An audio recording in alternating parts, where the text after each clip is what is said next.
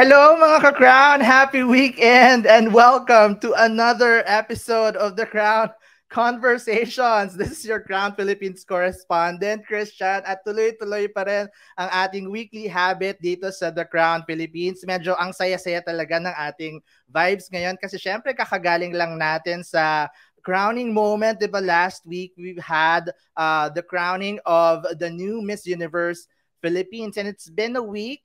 And we just couldn't get enough of Celeste's performance. Kaya naman for tonight, we'll get to know more about the people behind her stellar performance. Too bad, hindi ako masasamahan ng aking partner na si Alexa at ng ating social media manager na si Donnie. So, sorry na lang mga friends, no? But I will have the opportunity to interview ang ating mga mamas who are the ones who are behind the stellar performance of Celeste Cortesi. Pero before that, of course, we'd like to say hi to our 400,000 followers on Facebook and 48,000 followers on Instagram at ng ating growing community on YouTube. And we are on a road to 20,000 subscribers. Kaya sa mga hindi pa po nakakapag-subscribe, just click on the subscribe button and hit the notification bell para ma-update kayo sa mga bago nating interviews, videos at coverage sa pageant scene and syempre to be part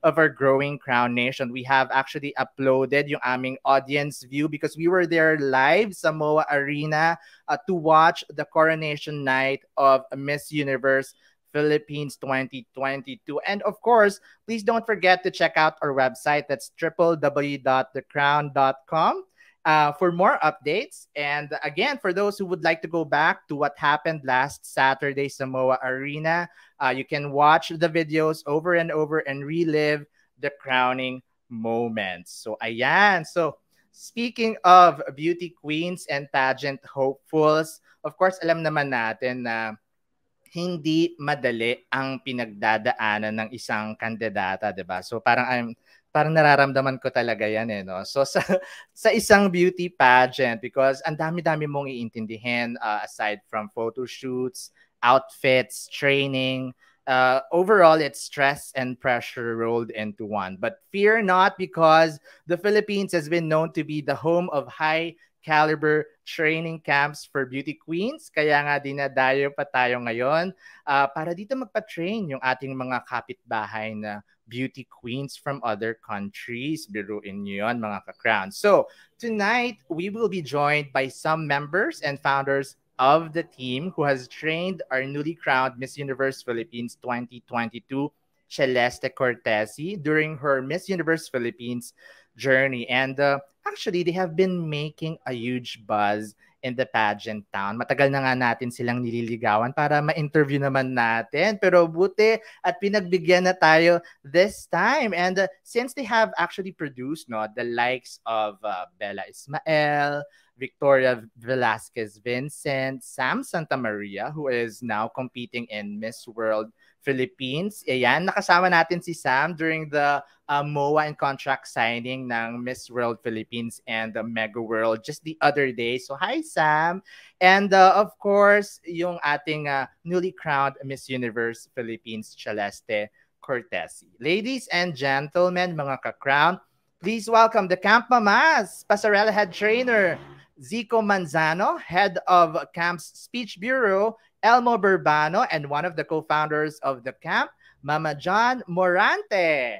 Hello! Hi, good evening. Hi! Yay! Good evening, finally! Good evening! Finally, yes, grabe. Thank you po at pinagbigyan nyo kami dito sa The Crown Philippines. Super madami pong nagre-request na ma-interview po kayo. Ayan. So, how does it feel? Thank you for having us, Christian, and of course, Jonathan Santos. You two are very close to our heart and to the team of the camp official. Maraming salamat. Yay! Kami po ang super honored. So, bago po ang lahat, how has it been since last week's coronation night? Kamusta po, Mama E? May hangover pa. I still can't believe it. Alam mo yun, parang kailan lang me and Celeste were training every day and now, di ba, she's so busy and Tinext nga niya ako the other day. Sabi niya, I miss doing Q&A. Sabi ko, no, you rest muna. Sabi ko. But very thankful, very grateful. Grabe, super hardworking po talaga. Mama Z na nagva-viral ngayon sa kanyang pasarela video. Kamusta po? Mabuti naman. Ayun, kagaya ni Mama E. So, may hangover pa, may sepangs. Kasi parang for the last few months, it's been our daily routine to meet, to talk, the team planning, yung mga schedules ng pasarela, yung schedules ng lahat ng planning namin. So, alam mo yun. So, after the coronation, all the spirits were high. Tapos ngayon parang nami-miss namin yung mga everyday na ginagawa namin. Grabe kasi naman talaga yung preparations. Mama John, how's the victory party po ba? Natuloy na? How have you celebrated? Victory party is coming up pretty soon. And I know for a fact that almost all all the members of the team are very happy, very excited to Celeste's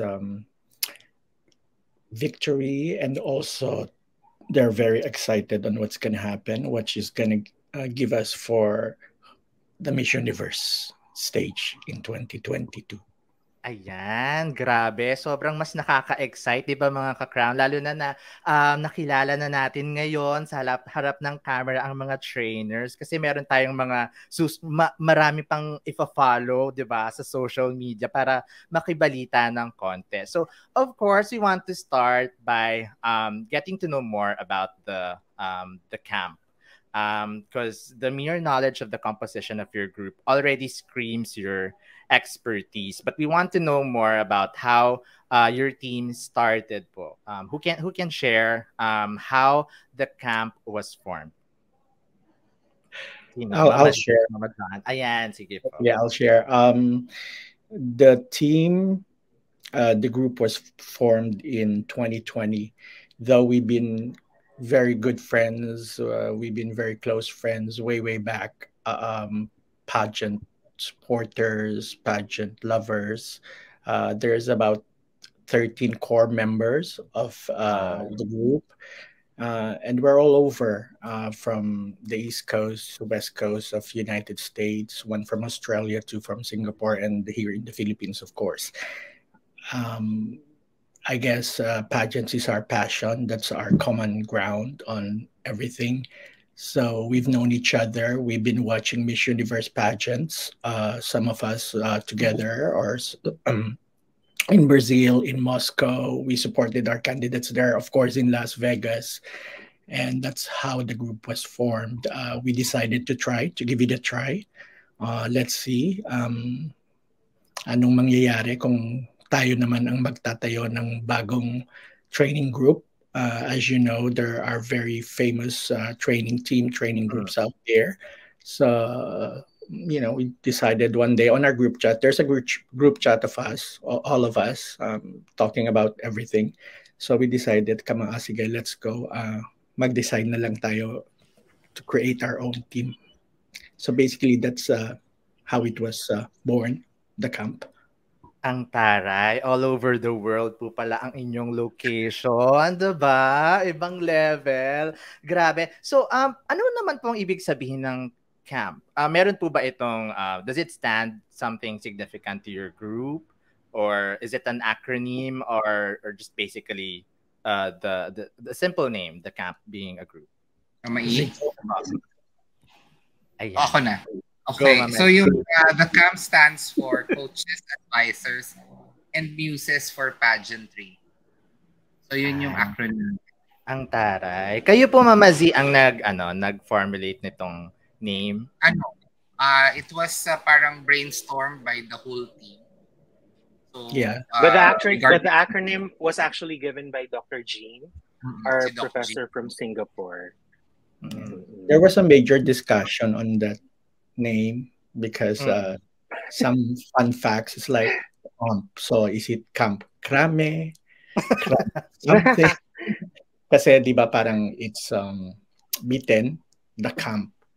So, but again, everybody decided, let's go with that name. So that's how it was born, the camp.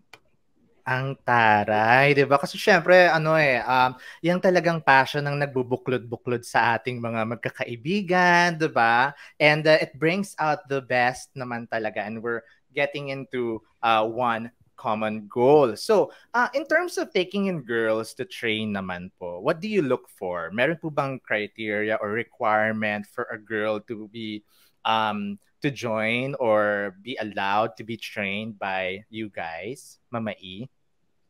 Ay, akala ko si Mama Jan mag-answer. No, but Ay, first of all, we always look at the potential of the girl. It doesn't have to be a really polished girl. She could be someone who's very raw, but we can see potential in her.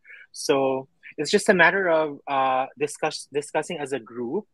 Nagbe-brainstorm kami and we put everything into a vote. Like, okay, majority wins. Are we taking this girl? Are we not taking this girl? But overall, and we try to meet them first on Zoom since we all live in different parts of the world. So we meet them on Zoom, see how a girl speaks, how she presents herself, and then we take it from there. oo. Kumbaga meron talagang may screening pa rin 'no, before you take, in the girl. Yes, Mama John?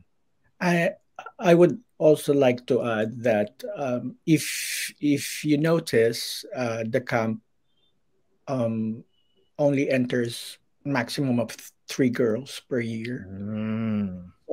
One of the discussions with the group is wag tayong masyadong mag-field ng so many like 12 or 10 or 5. Mm. So we decided na maximum of 3 per year. So we can focus all our trainings, all our time, and all our energies to three particular girls. 2020, we have three. Isabella Ismael, Mm. Cristel Abello also joined us. And I can say Eliza Malinaw, in the latter part of the competition, also decided to join with the camp. And then 2021, Ingrid Santamaria, and Mm. then PVV, of course, and Cristela Bello once again decided to come back under our group.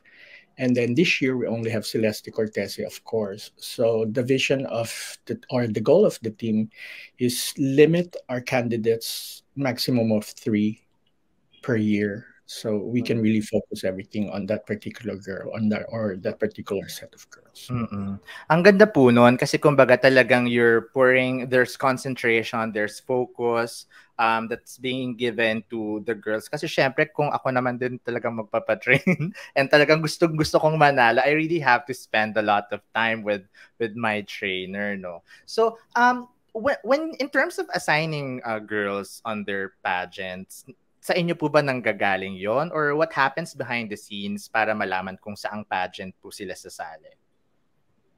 Would like to take this? Mama E? No, usually with us kasi, given that we only have a very few number of girls competing, uh, our first, because we're still testing the waters, like how is it going to be for us? So we field them first at Miss Universe Philippines because most of the girls that we train, they really want the universe. And then from a lot of people are asking us, when are you going to field a candidate at Binibini or MWP or Yes. wherever? But then we try to focus on one pageant first, and once we get used to it, you know, now like with Ingrid said, I think I am destined for the world, so I want to try the world. So of course, we would support her. So this is our first time for Miss World Philippines, and who knows, maybe next year, diba, BVP naman. So baby steps, diba? Yes, at saka ang ganda po nun because kumbaga hindi imposed yung decision to join the pageant. It just so happened like what you said na most of them really would want to get into Miss Universe Philippines. Now, Mama Z, kasi ito question ko to sa'yo kasi when your team first fielded Bella Ismael, you also had to adjust because of the pandemic and you being assigned sa pasarela po. How did you adjust with the help of technology? Was it tough? Especially, di ba, pag pasarela, kailangan talagang nagkakakitaan ng mabuti. Yeah, actually nung start, before we fielded the three girls, we had the chance naman to meet face to face. So as much as possible that we can meet face to face during those times, we take the chance. Kasi syempre first time maglalakad yung mga girls, first time nating makikita yung performance nila. So, there are things that we need to unlearn and relearn. Yun yung tinitingnan ko sa kanila eh. So, as much as possible, I observe them first during at least a few days of our pasarela training para nakikita ko ano yung strengths nila, ano yung weaknesses nila, ano yung mga kailangan baguhin. And then, during the pandemic, hindi natin in-expect lahat eh. So, we have to adapt. So we use technology during those times. So may mga schedules kami ng Zoom. So as much as possible. And then I gave them assignments na what they need to do. Even though na hindi kami nagkikita, you need to train sa house na ganito. You need to wear your shoes every day. You need to be mindful of your posture. You need to be mindful of your walking, yung core ninyo. You need to strengthen that because that will carry you throughout your pasarela. So may mga ganun kami. And then I check up on them every now and then. Meron kami mga schedule. So yung bawat girl, meron silang araw na, ito yung araw ni Bella, ito yung araw ni Cristel, ito yung kay Eliza. And then there came a time na meron kaming chance to meet. It's very strict na. So it's just one-on-one. So yun. Pagka may chance na ganun. And then come finals, Zoom na lang din ulit. As much as possible if may mga adjustments dun sa walk regarding dun sa choreography nung show. So we utilized Zoom. Oh, ayun. Talagang nakakatulong yung online training. No? For you po, Mama E, kasi diba you're also you're the head of the speech communication bureau and Q&A for the camp. How was it and during when you first fielded Bella Ismael because of and training for Q&A? Actually, for 2020 and 2021, it was Dr. Jean who was in charge of the speech and communications. But this 2022, he said that, I'm very busy with ACADS, so I'm going to have to step back a little bit. And like right after we met with Celeste, he said, I think I can't do it like very focused this time, so you have to do it. So I'm like, ngayon na? Parang, oh my God, ngayon. So, but in 2020 and 2021, he invites me or some of the members once in a while to like sit in and train Bella, Ingrid, and then I would get tips on how he trains the girls. I didn't know that eventually that would be passed on to me. So at least good thing he allowed me to sit in. But of course, he lives in Singapore and I live abroad as well. So most of our Q&A was actually done through Zoom or any other online platform. But for this year, actually, we have Miss Shaila Anareta. She's from JRP. So she was also on board with the team to help Celeste when it comes to face-to-face training. So we combine both. It's a hybrid between Zoom and in person. Don't forget I'm sorry. Don't forget the University of the Philippines professors. Yes. Also, Dr. Jean's friends from UP, Dr. Wendell, Dr. Anriel, they were also very gracious enough to accept and take Celeste for trainings in UP. So, wow, bigati naman talaga. She came prepared. Grabe, super. Okay, well, and syempre, di ba mga crown, kita naman natin yung dedication sa mga trainers. Knowing that they're in different time zones, in different locations, it didn't really stop them from, conducting really good and providing really good training to the girls. Yes, Mama John, ayan po. Kasi syempre, in 2021, so the pandemic continued and then it's still the same setup in terms of training girls or providing support to the girls. What were the lessons po nung 2020 that you were able to do to the other aspirants carrying over to the following year? Lessons was because 2020 it's ano pa yun papapasok pa lang ng pandemic, right? So in fact, I remember Siko, if you remember, we were doing training pasarela in one of the studios and then suddenly Mount Pinatubo erupted. I don't know if you remember that. So we were training we were training Bella at the time. So now the eruption in the pandemic, and then of course everybody is now talking about how are we gonna do this? How are we gonna concentrate to this particular girl pag walang face to face, right? I think it's very important. If you train, you have to do face to face training, personality, confidence, and everything like that.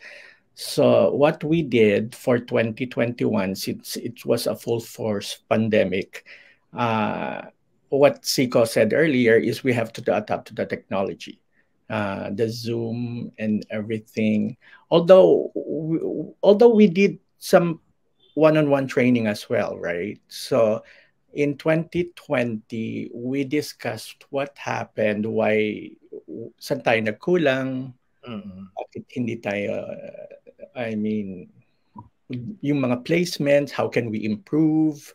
So anong gagawin nating bago sa 2021 with these three sets of girls again? What preparations are we gonna do different? Is it in terms of styling? Is it in terms of packaging?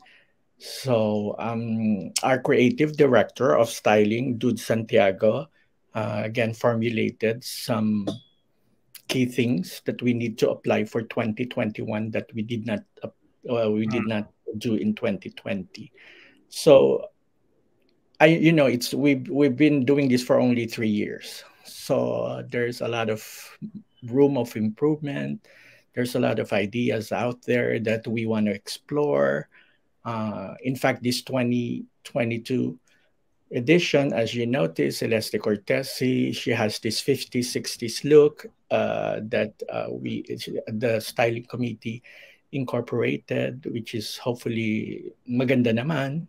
We discuss this as well. So as we go along, there's a lot of more ideas that's going to come up, and we're very excited for 2023. Grabe, ang galing. Kasi kumbaga, di ba mga ka-crown, kitang-kita natin that there's planning that's really happening. At the same time, assessment of what didn't work, how might we tweak this, or how else can we improve the method, di ba? Hindi basta-bastang training lang po yon mga ka-crown.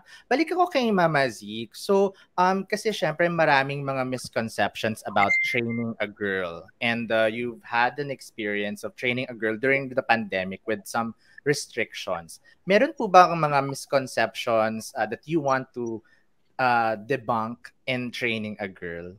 Mahirap po ba talagang mag-train, especially particularly in pasarela? Totoo po ba na dapat yung mga sapatos nila is a factor also in in their pasarela? May mga ganun po kasing perceptions. Yeah, actually ang gusto ko i-debunk is you're never ready pagdating ng girl. So you have to be flexible, lalo na sa isang trainer. You have to be flexible kasi iba-iba yung babae. So hindi sila pare-pareho ng background ng pinanggalingan. So you have to adjust the learning curve ng bawat kung paano mo tuturuan yung bawat girl. Kasi merong girl na kailangan very specific yung terms na binibigay mo sa kanya, very visual. Meron naman na madaling maka-pick up. Merong iba na you need really time to teach them one-on-one para makuha nila yung pasarela na maganda. And in terms of training the girl, this is what my mantra is. Gusto ko yung girl yung nagsishine. Diba? I teach them the steps, yung mga basic steps. And then from there, we formulate. Kasi may mga ibang mga girls na when they step into the studio, ang gusto hinahanap kagad nila is the signature walk. Yeah. Nauso yung signature walk eh. Ako kasi, as much as possible, I don't teach them a signature walk agad. I let them develop that signature walk na talagang sila lang ang makakagawa. So, we did that for Bella Ismael. We did that with the other girls. We did that for Celeste. And yun nga ngayon, yung kay Celeste, I've been seeing dun sa mga pageant pages, they are calling yung iconic pose ni Celeste, yung iwan ulo look. So that was her signature na nakakatuwa kasi when we were doing our practices dun sa studio, kung saan mang lugar, she was also asking me, Mama, what's my signature look? Sabi ko, it will come, anak. It will come. You just need to practice. You just need to showcase yourself, present yourself the best way possible, and that iconic moment will come. And then come prelims and finals, that back look was so iconic. So yun, But that's her signature. So they really have to be comfortable muna dun sa and walking, Yes. diba po? Oo, kasi in formulating pasarela, I experiment so much with the girls. Hindi ko sila pinapalakad ng sige lakad lang kayo, pero I do different choreos with them, and then doon ko tinitingnan ano yung babagay sa kanila. Kasi merong iba na bibigyan mo ng choreo hindi bagay. So I try to find another choreo for them. Alam ni Mama Jan yan. He usually watch. Yan yung eagle eye namin. And then magsasabi yan, ay hindi ko gusto yan. Ay palitan mo yan. Ganyan. So ako naman talagang I usually ask the mamas, what do you think of this walk? What do you think about this choreo? And then they give their inputs, and then I try to maximize all those inputs, and then sige, baguhin natin ulit until we find that perfect walk for the girl. Ang ganda kasi may assessment na nangyayari talaga that's designed or specific to the girl, hindi yung magbibigay lang ng basta na template na gawin mo to, di ba po? Ayan. And, ano pala, gusto ko lang idagdag. So, kaya ako naging pasarela trainer ng the camp. It's because of Mama Jan. Siya yung naka-discover sa akin. Yeah. Wow. He gave me a chance to train Leren Bautista for Miss Globe. And that was the start. Wow, kaya naman pala, diba? Okay, sige. Ayan, may konting pa tayong nakuha, no? Yes, yeah, Leren Bautista messaged me asking me, do I know anybody who can train her for her competition?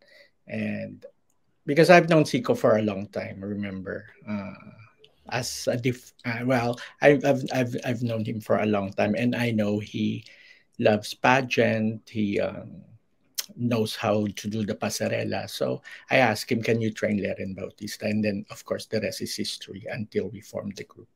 Siya ang the one and only official pasarela trainer of the camp.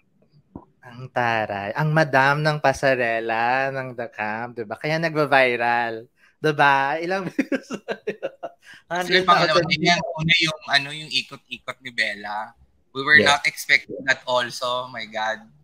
Yung swimsuit niya na paikot-ikot. So yes, and you can really see yung ease at yung comfort nung baba, I mean the candidate when they're doing their pasarela, their walks, hindi yung alam mong parang may kinakabisa or nagbibilang because there's comfort. The ikot was under wraps talaga. So hindi na actually yung mga mamas din nagulat about it, but me and Bella, we were formulating. Sabi ko, naklalabas natin siya on the right time. And that was the finals of 2020. Ang taray. Mama E, how about you? For Q&A, any misconceptions that you want to debunk in training a girl for Q&A? Two things. In general, as a group, I think there's a misconception or a myth that we get paid for for trainings and stuff. We don't get paid. Everything that comes out for the girl is from us and our very generous sponsors. But other than that, as much as we can, we don't want the girls to spend anything. As much as we can, if we can. When it comes to Q&A training, I think there is a little misconception about there's like a curriculum on how to train a girl for speaking or for Q&A. Kumbaga, people always think that there should be a templated answer when it comes to answering questions. With Celeste, she has her own. With Celeste, the very first thing before we started our formal training, I said after we did the meeting with her, I said, I want to meet you one-on-one. I want to talk to you. I want to see how you speak. I want to see how you formulate your thoughts. I want to know your story because first and foremost, these women are human beings, diba? You need to know what's inside them. And then from there, I will see how I would work to get that out of them. With Celeste, once I've heard about her story, I knew exactly how I would strategize her journey. So from there, ang unang-una ko sa kanyang sinabi, Celeste, you will not be a pageant patty girl. You're not going to give me pageant patty. And nilabas ko talaga yung pamatpat. Sabi ko, no, You're not allowed to say these phrases. You're not allowed to say these words. You're going to be your authentic self. And I'm very glad that her true self really showed up and everyone saw it. Everyone was talking about how authentic she was, how Yeah. relatable she was. So I'm very glad. She's a very diligent student. She absorbs everything. She's like a sponge. She takes everything in. So that's how we do Q&A at the camp. Malaking factor din po talaga yung, I mean, your relationship with the girl, knowing the girl, her background, her story, sabi nyo nga po, to continue building the training strategy. Diba po, sabi nyo nga kanina. Ayan, sige. Now, at for this part naman, ito na yung talagang inaabangan ng ating mga ka-crown kasi gustong makichika about Celeste's victory. Mama John, what did you see in Celeste that made you want to take her in sa the camp? The story is back in November, Mama Dennis Rewel de Vera messaged her, and because he heard that she's interested to join Miss Universe Philippines. So and then Dennis messaged the group or messaged me in particular, can you meet her? This is back in November, so she can start her training. But we were so busy at that time, so we only, the first thing that happened meeting her is in January, right guys? January ang first meeting namin sa kanya, Zoom. So everybody was talking before she entered the room. Let's really assess her if she's really winnable. Because this year, our main goal is to get the crown, the title. So everybody was assessing her. We know her story in Miss Earth, the real story, okay? We know the real story in Miss Earth. She disclosed everything she's been through. And then after the meeting, everybody unanimously said she is our girl for 2022. Pero hindi pa nga siya sasali this year, right, guys? Okay. The original plan, well, she actually likes to join next year, 2023, because she said that I want to be fully trained, fully prepared. I want to touch all the bases of the pageantry for Miss Universe. Gusto niyang master niya ang Q&A. Gusto niyang master ang confidence, ang personality, and everything. So we said, okay, so you can join next year if that's your decision. And then suddenly, she changed her mind. If you remember, she is the last girl to do her Kumu, to submit her Kumu. The last minute, sabi ko, you have, di ba, Zico, Elmo, sabi natin, you have one day to decide, otherwise, wala na, next year ka na lang. And then she decided, we saw in her what Elmo said is a very authentic person. She's very smart, guys. She's very intelligent.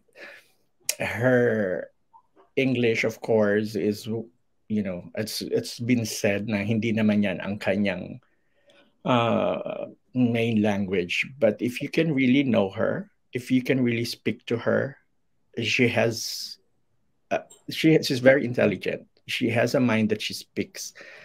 You can discuss anything with her, and she has every opinions on almost everything. She's very smart. That's the thing that we saw on her. And of course, she's very beautiful.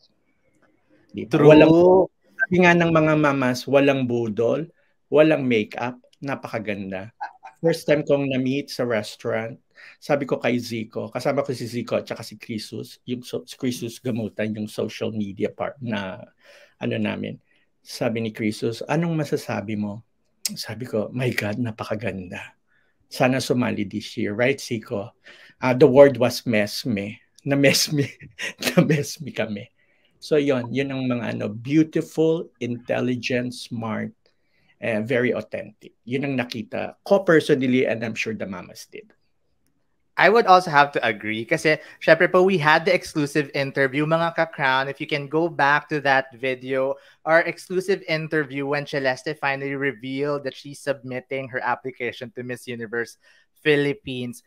In our experience in interviewing girls in the Crown Philippines, talagang you would know if the girl is alam mo yun, medyo eme-eme lang or nanloloko lang or whatsoever. But it was really something different with Celeste. And agree po kay Mama Jan na kahit anong itanong mo, meron siyang sagot. At hindi lang basta sagot, pero sumasakto and you will get the answer that you really want from Celeste.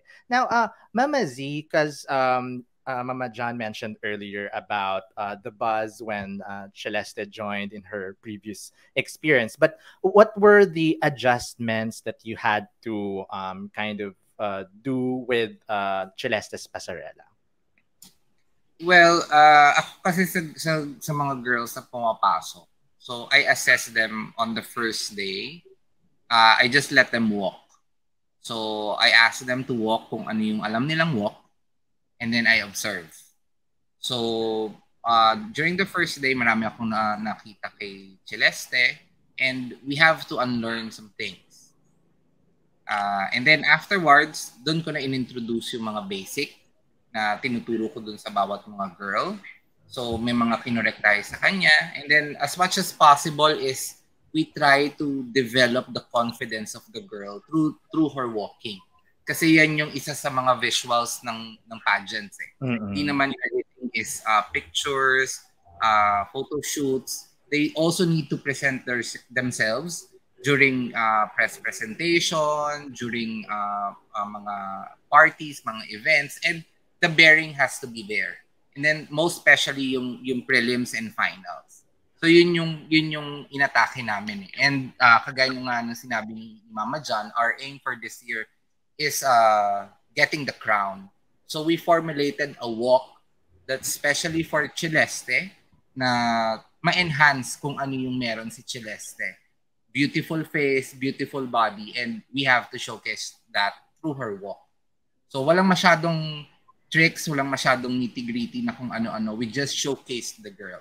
And that, nakita nyo naman kung paano niya pinresent ang sarili niya nung prelims and finals, and that's the celestial walk. True, grabe. Talagang maraming Yes, Mama. Oh, sorry. Okay, Sorry. sige. No, I thought you wanted to ask me something. It's okay.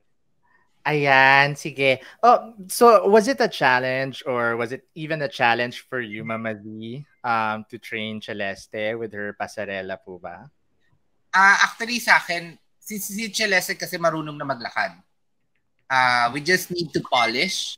We just need to add yung mga angles, yung mga positioning. We just need to add. And then yung confidence. Na iba kasi ang confidence level pag nasa Miss Universe stage ka eh. So you need to have that confidence, that charisma that will radiate to your audience. So yun yung dinevelop natin with Celeste during our training. Yes, at saka, marami. Alam mo yung batang yan, as in ano talaga siya, Mama Zico, I want to train. Sabi ko, anak, pagod ka na, magpahinga ka. No, Mama, it's okay. Even though I'm tired, I need to train. Even with Mama Elmo. Ganyan siya. So talagang nakakatuwa siyang turuan kasi siya talaga yung passionate. Because she really wants this. Grabe yung commitment din, no? And talagang mas nakakagana pong mag-train kapag yung tinitrain mo ay talagang iba yung initiative. May initiative. Ayan. So, before we continue, we have of course, we'd like to welcome, we'll be joined by the camp's stylist. Yehey, nandito na po siya. Ang bidang-bida sa mga looks, syempre ni Celeste. Ang dami nating tatanungin dyan. Please welcome Reggie Cruz. Hi everyone. Reggie. Good evening. Sorry, I'm late. Okay lang po. Yes. Syempre, kakamustahin po muna namin kayo. How has it been since the coronation? Grabe ang mga looks ni Celeste, ha? Thank you. Actually, it's really a collaborative effort for everyone. Kasi with Celeste kasi, she knows what she wants eh. You just have to tell her that this is the type that could work on her. You just have to make her believe. And luckily enough, parang she took our advice and she took my advice and she was on board in whatever we do. That's why it kind of radiated then on what she wears kasi she feels really confident. Ayan. Itutuloy-tuloy ko na, Mama Reg, kasi syempre, ang dami naming mga looks na nakikita for, kay Celeste, no? So, what was the plan overall for Celeste's look for Miss Universe Philippines? Well, the overall look for Celeste kasi talaga is we want classy, sexy, and very sophisticated. We wanted really to veer away from the usual outfits or wardrobe that we get to see from the candidates. So we veered away from that. And luckily then, again, during the arrival, she got the title Best in Arrival. So it worked. So all of us in the camp are so happy because like people are picking up that a beauty queen or a beauty queen in the making shouldn't be really showing some skin or so much skin talaga. So sexiness, the silhouette of the body is really important. So, yun naman yung pinakita namin. Grabe naman talaga, diba? And again, congratulations po dun sa award na nakuha ni Celeste for her overall look. So, tuloy ko pa rin, Mama Reg, kasi was there any adjustments in terms of, because you mentioned na meron po kayong plan for the overall look for Celeste versus her personal style? Nagkaroon po ba ng adjustments for that? Yeah, meron naman talaga naging adjustments kasi on a personal style. Kasi Celeste's personal style is very, talaga, laid back. She wants everything really comfortable. She wants parang So, we kinda wanted to up the game. Kasi nga sabi ko, you're aiming for for me talaga, the highest honor for a beauty queen. Kasi, for me kasi Miss Universe Philippines talaga is kasi highest honor eh. So we wanted her and okay naman, parang very minimal naman. She listens eh. What's important to us kasi she listens. Mm-mm. So kumbaga talagang very receptive sa feedback kaya hindi din mahirap to also get her on board dun sa overall plan. Ayan, sige, balikan kita mamaya, Mama Reg. Okay. Mama E naman, in terms of Q&A, because some find it very crucial because, of course, they've seen Celeste's performance in Miss Earth. So, how was the adjustment, and can you tell us more about the training for Q&A for Celeste? Yes. I think the reason why initially, as what Mama John said, the reason why she was having a lot of reservations in joining this year was because I don't want to use the word, but I think I had that sense that she was really bruised by the experience from her previous pageant because she was bashed a lot. She always thinks that it was a failure on her end, that she disappointed a lot of people. So I think she brought that with her up to this day. So I told her when she was still deciding to join, I said, we're going to train as if you're going to join this year. So it was very intense. It was almost every day we do Zoom, we do training every day. Up to a point na sabi ko, my God, I'm so tired. Like I'm running out of questions. I need help. So I gathered my friends and the speech bureau was formed. And slowly, makikita mo yung development niya because before, like, you throw her a question, she would literally freeze, like how she froze during Miss Earth. Like, she would like what? I'm like, please don't do that. Please, I'm begging you. Don't do that on stage. So it took a lot of baby steps holding her hand. It took a lot of a pep talk for her to start believing in herself because honestly, I wouldn't invest so much time unless I know that she's not in it to win it. The girl, I've never seen someone with this grit. She really has this drive na I want to get past that impress because I feel like Celeste was unfairly judged coming into the competition. Like people dismissed her as someone that, Josa, but not really so much with speaking and communication skills. So that's what we really work on. First and foremost, her confidence. And the more we do the questions, the more we train, the more she started believing in herself. And a day before the final submission, she said, "Okay, let's train, and then I will let you know after how I feel." So kami parang we are all holding our breath, and then at the end, and then that session, she was answering everything, and we were all clapping. Mama John was clapping. Everyone was like teary-eyed. I'm like, what is wrong with who is this girl? And then at the end of it, she said, "Okay, I'm joining." I'm like, what? So everything had to be planned the night before. I messaged Jonathan the night before that, okay, we need to interview her. Everything, the glam team was tapped the night before. And the most crazy part was we had to formulate what she's going to say on Kumu. So we stayed up so late. She said, "Oh, Mama Elmo, write my Kumu speech." And then we worked it from, like, we practiced that night. Like, everything had to be, like, done impromptu. I'm like, who are you? Like, why are you making us work so quickly? But that's just the beginning. Like, we really saw her blossom from someone who had zero confidence up to that moment where she said, "I think I can do it." So it's very heartwarming to see the development of someone. Iba talaga kasi 'di ba, mga ka-crown kung napansin po ninyo talagang nagsi-side comment ako ng nakakakilabot every time na sumasagot si Celeste ng questions natin. Kasi true parang talagang you can relate to her answers and you didn't even realize na parang saan nanggaling yung tanong niyang yon, yung wisdom na yon na tusok parang gano'n, yung tusok yung sagot niya talagang pasok na pasok sa banga. Mama John, overall po, how was training Celeste? Celeste Cortesi is very hardworking. She's very dedicated, close. Her training, she wants perfection. I mean, Elmo, Zico, Mama Reggie, you can attest to this. She wants everything to be perfect. She wants to enter the competition that every box is checked. Because sabi namin sa kanya, this is your destiny, you know, right? This is, sabi niya sa amin, this is I want to do. I have a fire within me. I have a purpose within me on why I want to win Miss Universe Philippines. So the story is, training her is very challenging because kami pa ang nag-give up. How many hours, Elmo? I don't want to say. Or Zico, can we train yes.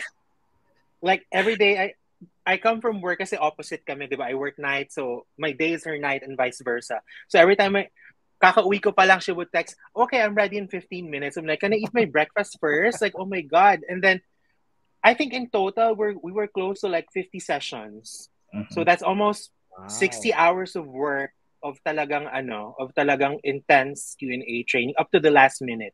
So she didn't stop. Like, she was really hungry for it. So yeah, that's the word. She was hungry for it. Sa akin sa pasarela, we would always do 3 to 4 hours. And minimal pa yung pahinga niya doon Talagang, minsan bibigyan ko siya, you rest for 10 minutes. No, mama, 5 is okay. Tapos lakad na siya ulit. Nagkasugat pa, di ba? Kahit magkasugat-sugat yung paa niya, wala siya. Kasi talaga, literally, I saw it. Meron siyang, nagka-bruise talaga yung niya. I don't know what part. Marami siyang paltos, pero dead massacre. Yeah. Grabe talaga, yung dedication, di ba? Yes, dedication. Sige, balik tayo kay Mama Reggie because we want to, we picked a couple of looks that we will be flashing on the screen. And if you can give us more details or yung story behind ng mga looks na talagang pineg natin for Celeste. Direk, are we ready? Dun sa, okay, sige. Pa-flash na po ng first look natin. Ayan. So ito yung presentation, diba? Can you tell us more about this look, Mama Reggie? This is the arrival look that we had. Actually, this has really a very, very long story. We had to really fight over this look, but then eventually it won and it worked. And the inspiration for this, kasi we want really, parang when you see the look of Celeste arriving, you are seeing a queen. True. You're seeing someone very sophisticated, someone very classy, and someone that is different from the others. And instantly, when you see her, you would know that, oh, for us, that's how we want to interpret it, that she's the one. She has arrived. And that's how the story behind this outfit is really. Ang taray. What was her take when you first showed her the plan for this outfit? What was her take? What was her Was she reaction accepted? po? Mhm. At first, she Celeste is the type that who wouldn't really accept everything at first. She'd really study on it. She'd think about it, and then when you really, really would be able to um, tell her about what your plans are, and she agrees on it, and she thinks that would work on it, what would work with her, she'd say yes, naman. Grabe, ang hirap, pinag-uusapan nga namin dito sa The Crown, parang ang hirap i-pull off ng ganitong outfit, especially, di ba, the color, pero parang with Celeste, kahit ano, and then, syempre, bumabagay yung queenly aura na sabi nyo nga kanina was the plan for her. Direct our second look for Mama Reggie to give us more details. Ayan, mga pa-behind the scenes naman dyan, Mama Reggie. Ito talaga yung nire-request ng mga ka-crown natin. Yes, ayan po. Go ahead, Mama Reggie. So this is the chartreuse color jumpsuit that she wore. She really likes this color actually. This is one of her favorite looks talaga. Kasi this is a cross between very classy, fierce, and at the same time, when you get to see her, you get to really see a very put-up woman. You'd see that the type of cut is very tasteful, and it is really very, very, it complements her body figure kasi. So that's how it is for this look. How about the hair po, Mama Reggie? This is the second look that we've seen so far na it's the same hair. Yeah, kasi ako talaga, I wanted to see, to showcase her beautiful face. Kasi she has really very nice facial structure, yung bone structure niya. Ano yan, di ba? Parang when you get to see her, honestly, walang ginawa sa mukha niya eh. Walang ginawa. So, that's her talaga. That's her face. Kaya talagang we want to showcase that. Kaya most of the time, we want it pulled back talaga para ma-showcase talaga yung mukha niya. Ayan. So talagang merong nakikita nyo mga kakran, may assessment talagang nangyayari kasi hindi lang basta-basta ibibigay yung damit. It should really go with the features of the girl and plus the overall look, diba? Ayan. We have everything is really planned. Everything talaga, you really have to plan everything na. With Celeste nga, sometimes na dapat she has to rest na at night, she will check, Mama Reg, are the clothes ready for tomorrow and all these things. She's really on board. That's why parang nakakatuwa rin kasi you know that the far in her gut, talagang alam mo na parang she wants this. She's gonna get this. Gusto niya talaga. Kaya lalong mas nakaka-motivate to help her po to style. True. Kasi iba yung initiative tsaka yung desire, yung fire, yung passion talaga. Ayan, we have one more look that you can give us more details. Direct, the third look po. Ayan. Grabe. Kasi at least, no, I mean, inaabangan to talaga ng mga ka-crown natin, especially yung mga palukbok na ito. Ayan. Mama Reggie, can you tell us more about this po? This naman kasi, we want, actually ang goal kasi namin is for a certain sponsor para makita yung hair naman niya, how beautiful her hair is talaga. So we wanted hair down. Pero if you get to see, medyo nakaano pa rin yung frame ng mukha niya. Kita pa rin yung mukha niya dito. This is what we plan naman here. Parang we did a lookbook na actually 32 yung namin outfits for the lookbook. It has 30. Different hairstyles. But then kasi we get to wear parang half of it lang. So you get to see na iba-iba yung hairstyle. We want to showcase, we want to show people rin na she can really have different hairstyles as well. At syempre binabagayan din po yung event, 'di ba po? Exactly. Yes. So it's not just about, we want to wear this on this specific day, but there has to be consideration of... That's why we get the schedules din talaga. So kasi meron talaga specific requirements for a certain day. It really depends on a brand or an event. So kaya pinag-aaralan din siya talaga. Paano po nangyayari? Nagbe-video kayo siya sa inyo to show you if she did it correctly? Was it that way? Yes. Even sa niya, I don't know if Mama John and Mama Zico and Mama Elmo has made kwento about her training na sa hair and makeup. Magkaroon din siya ng training sa ganon. Ang taray, talaga namang prepared ang ating Reyna, 'di ba? Hindi walang walang pinalagpas kundi talagang on all aspects ay bigay na bigay todo. Ayan, sige, thank you po. Now, we're moving to the last part, the last segment of our interview, and we wanted to get your thoughts about syempre Celeste's victory. So, at what point did you feel that she was shining in the competition, and did you have any worries, particularly dun sa area na you trained her on, Mama Z? Ako napansin ko yung pag-shine niya during our last pasarela training that was a week before the finals. So we were training intensely dun sa studio sa Sirenda. So that was the day na nakita ko talagang iba yung aura niya. She was glowing. Kahit pagod kami, galing kami dun sa gown fitting niya, yung last gown fitting with Baltaguba. After that, when she was walking, sabi ko, Nak, there's something different about you. Sabi niya, what is it, Mama? Sabi ko, I don't know, but you're glowing. Even though you're tired, parang ang ganda-ganda ng aura niya despite na meron siyang mga iniisip na, syempre, going back into the bubble, pero iba yung aura niya. Tapos, I remember yung last time na yon na nag-ano kami, bago kami naghiwalay, sabi ko, Nak, this is the last time that we're going to see each other. This is your last practice. The next time I see you, you're going to have the crown. Yun na yung kami niya. Gumanon siya. Tapos, she hugged me so tight. That was the time. And then, come final, prelims, iba na yung aura niya. She was so relaxed. She was so beautiful. And then, finals, paglabas niya ng stage with the wings, sabi ko, wala, eto na yon. This is her night. Talagang iba na yung aura niya during that time. Is that why you cried, Mama Zico? Ano yun? Is that why you cried, Mama Zico, when she first entered the stage? Mama Zico cried, oh my God. We were like, okay. Naiyak ka umiiyak talaga ako. And then, nung yung unang pass niya for the pasarela ng swimsuit, hindi ko na talaga napigilan, umiiyak na ako. Hinahag na ako ni Era, ni Lola. And then sabi na, bakit ka umiiyak? Sabi ko, I feel so proud kasi alam mo yung pinaghirapan ng bata ng ilang buwan na ayun na. And then, napaka cherry on the top yung Best in Swimsuit na award. I'm so happy. Grabe talaga. Kung babalikan na, talagang paano ka makaka-get over dun sa victory sa preparations na yun? Mama Reggie, ano yung mga last na bilin nyo kay Celeste before going to the finals?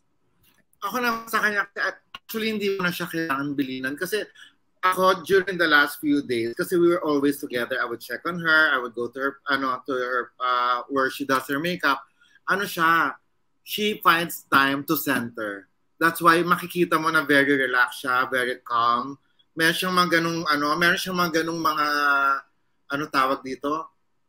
Ano tawag sa ganun? Meron siyang ganung mga system sa katawan niya na parang should go to a corner, should close her eyes. She centers talaga. And then, I think, that is where she gets her strength and focus. Kaya ang galing-galing nga niya. Sabi ko nga, iba rin tong batang to. Sabi ko talagang, she really wants this. Kasi kumbaga, kinontrol niya yung sarili niya na she wouldn't falter, she wouldn't get fidgety, she wouldn't get tense. Makita mo na, alam niya yung ginagawa niya, alam niya yung gusto niya makuha.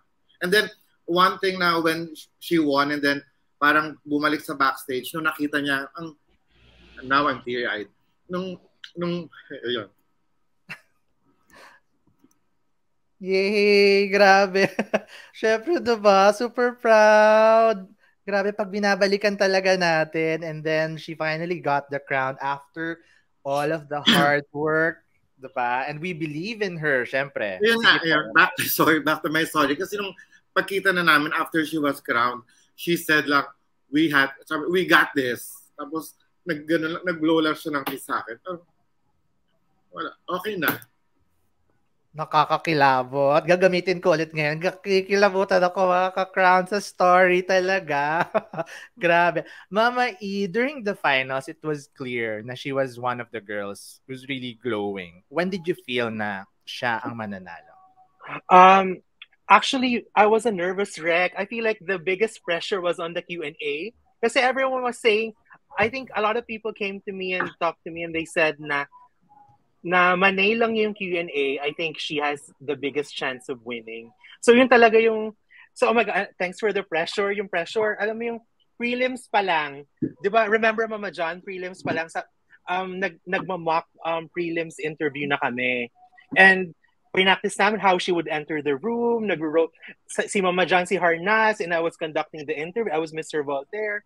And then, that night, everyone was close to tears kasi she was like a different person. She had that calmness about her. She gave me that non-verbal cue saying, parang, Mama E, I got this. Don't be nervous, I got this. And then the moment she entered that room on the actual interview day, sabi ko, oh gosh, I can breathe. She's going to be fine. And then after that talagang she was unstoppable eh. Like interview, swimsuit, evening gown. So by the time the finals night, she was almost everyone's number one. So we talked that morning of the finals and she was still nagka-cramming pa kami. Sabi niya, please ask me this, ask me this. So we were still training up to the last minute. Sabi ko sa kanya, let's not cram. I want you to take, meron siyang notebook na sobrang kapal. Sabi ko, and she all of our lessons are there. So if you see that video, I think you posted that video from Raj, right? Yeah. Like she was reading up to the last minute. Sabi ko sa kanya, just relax, breathe, and always remember, like once you're on the stage, speak from your heart. Because once you speak, because with Celeste, she has a way of speaking na para siyang, she's like almost teary and her voice is very cracky.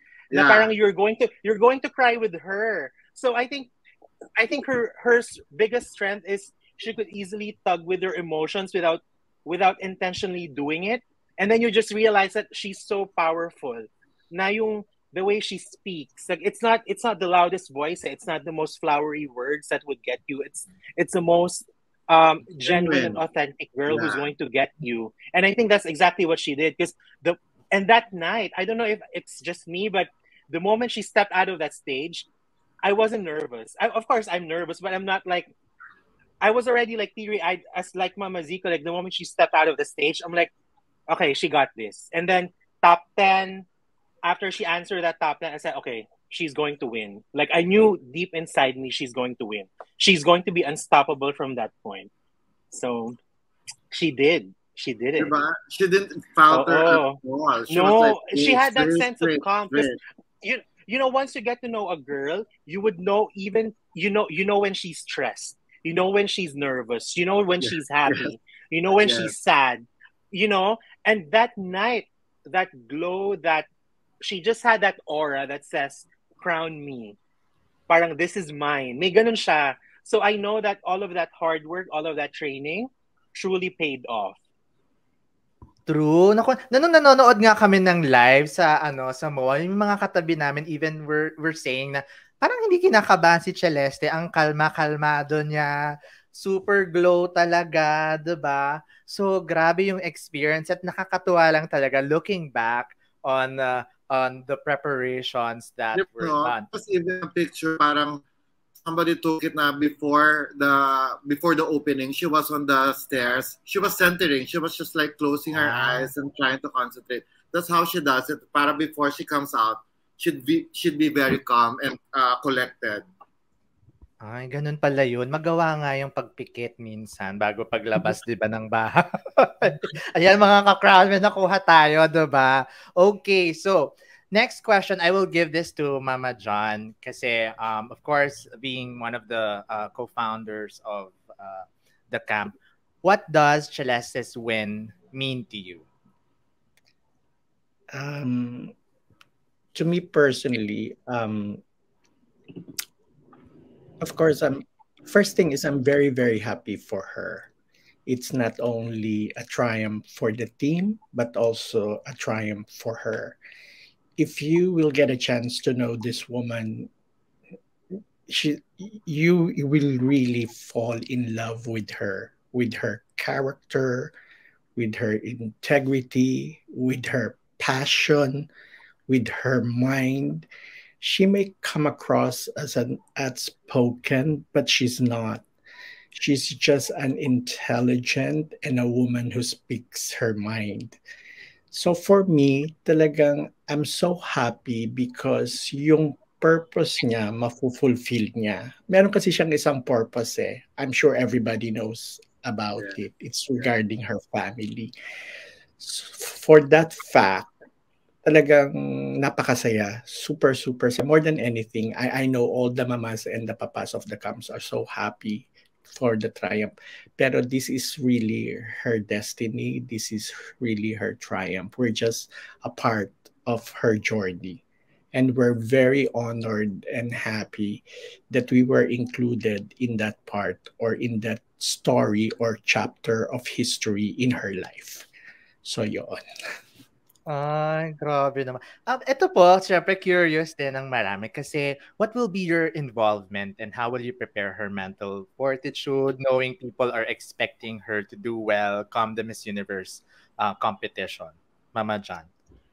Um, we are hoping that we will still be part of her training because honestly we would love to be a part in no matter what form or no matter what aspect it will be. We're just a message away from the organization, from Mama J, from the organization. We're just a message away.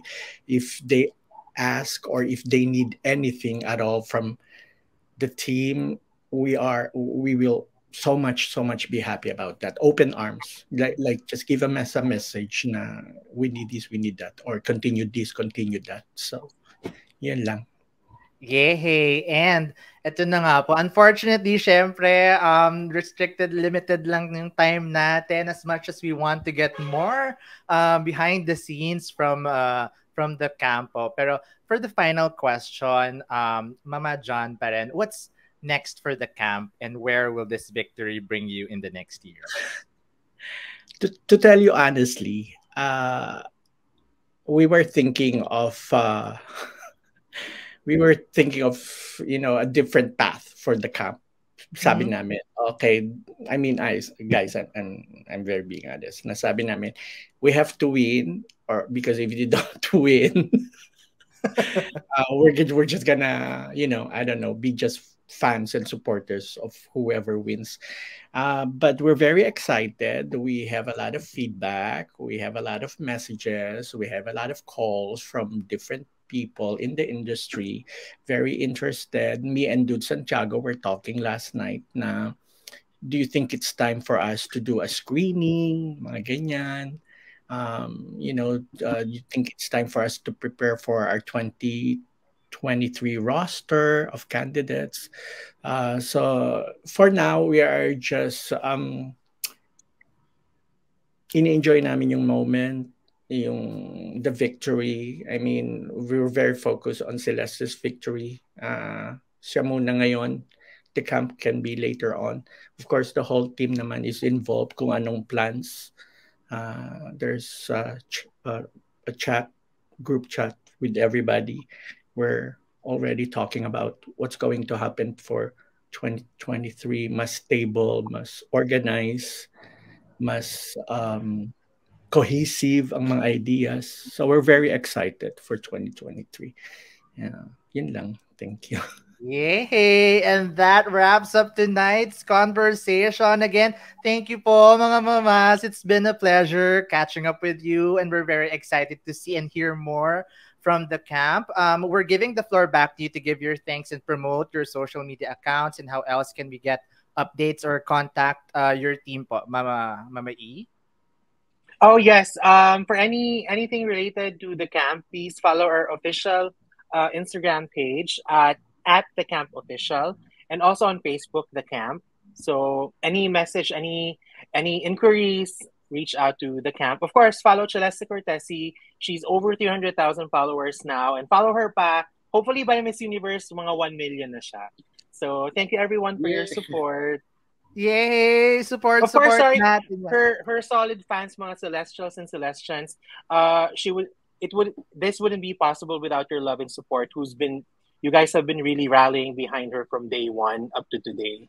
So thank you, and yung MOA Arena sobrang ingay because of you guys. So sobrang thank you for that. True. And yay, syempre, ang ating 400,000 followers on Facebook and 48,000 followers on Instagram will continue to support Celeste sa kanyang journey to the Miss Universe crown. And we're on a road to 20,000 subscribers on YouTube. Kaya sa mga hindi pa po nakakapag-subscribe, just click the subscribe button and hit the notification bell para ma-update kayo sa mga bago nating interviews at coverage sa pageant scene. So be part of our growing crown nation. And also, please don't forget to check out our website. That's www.thecrown.com for more updates. And please stay tuned as we have opened our Binibini series also, mga ka-crown. Soon, we will also be interviewing Miss World Philippines delegates. Antabayanan po ninyo yan sa ating susunod na mga episodes here on The Crown Conversations. Now, on behalf of our guests for tonight, Mama Z, Mama Reggie, Mama E, and Mama John, our director, Jonathan, thank you for watching us tonight, and we'll see you in our next Crown Conversations, only here on The Crown Philippines. Thank you po. Good night, mga ka-crown. Thank you.